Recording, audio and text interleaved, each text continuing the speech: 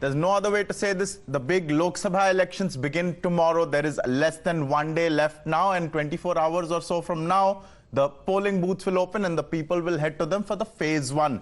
Now, there's barely 1 day left, like we said, for the first phase of elections, and the biggest battles are being fought in the most populous state of Uttar Pradesh. While Prime Minister Modi has declared that the NDA is honing in on its target of 400 par and the BJP will get 380 on its own steam, Rahul Gandhi has a totally different prediction. In a joint press conference of Rahul Gandhi and Akhilesh Yadav, the Gandhi scion made his poll projection. Rahul has declared ahead of phase 1 voting that the BJP will be restricted to just 150 seats in the electoral battle. He goes on to say that there is an undercurrent for the opposition alliance in the nation, which will halt the march of the BJP. Meanwhile, his ally Akhilesh says 400 par nahi, 400 ki haar hone wali hai.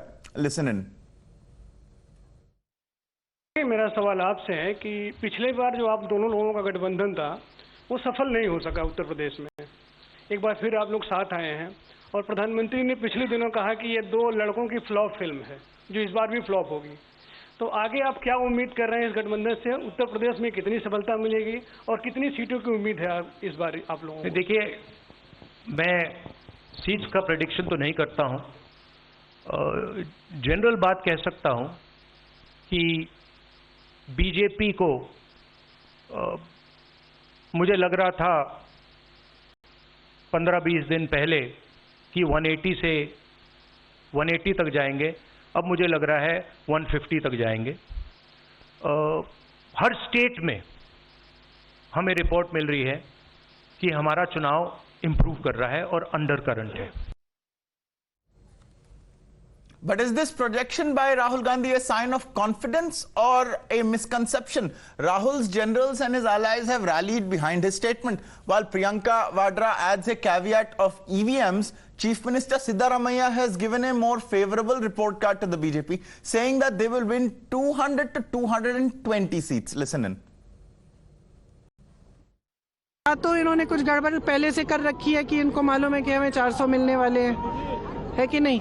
नहीं तो इस तरह ज्योतिषी की तरह कैसे कह सकते हैं कि क्या मिल रहा है? हम इतना कह सकते हैं कि अगर इस देश में आज के दिन ऐसा चुनाव हो जिसमें कोई गड़बड़ी नहीं हो, जिसमें ईवीएम में कोई गड़बड़ी नहीं है, तो मैं दावे के साथ कह सकती हूँ ये 180 से ज्यादा सीट नहीं ले सकते, उससे भी कम लेंगे।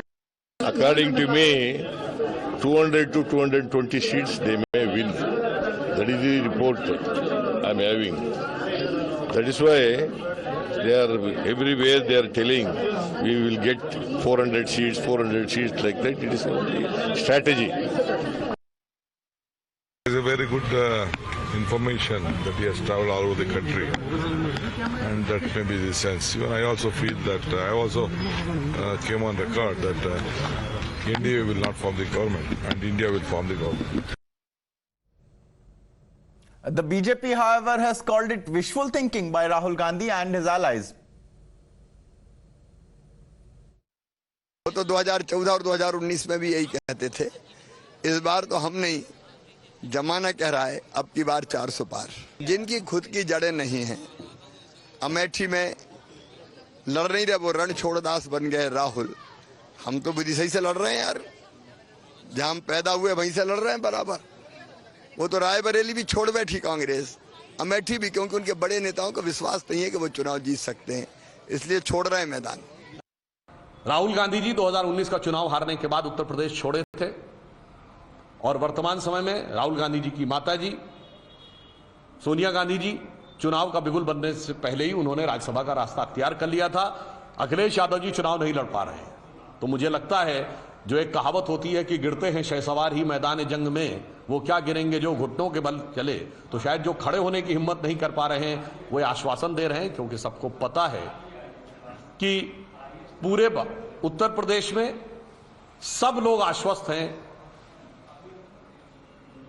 कि Rahul,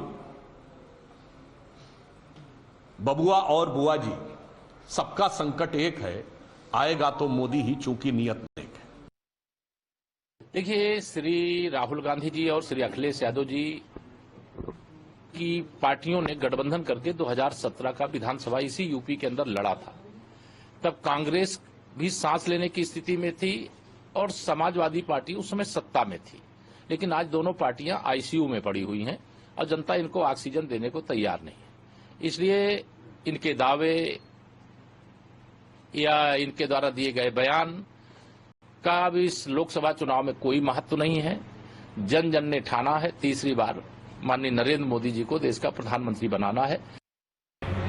It's an inexperienced statement, wishful thinking, Mr. Rahul Gandhi, because Prime Minister Modi has delivered on ground 10 years of actual work, 60 crore Labhartis that have benefited, a 100-day vision plan and a vision plan for 2047 for a Viksit Bharat. Try competing with your work instead of just small talk.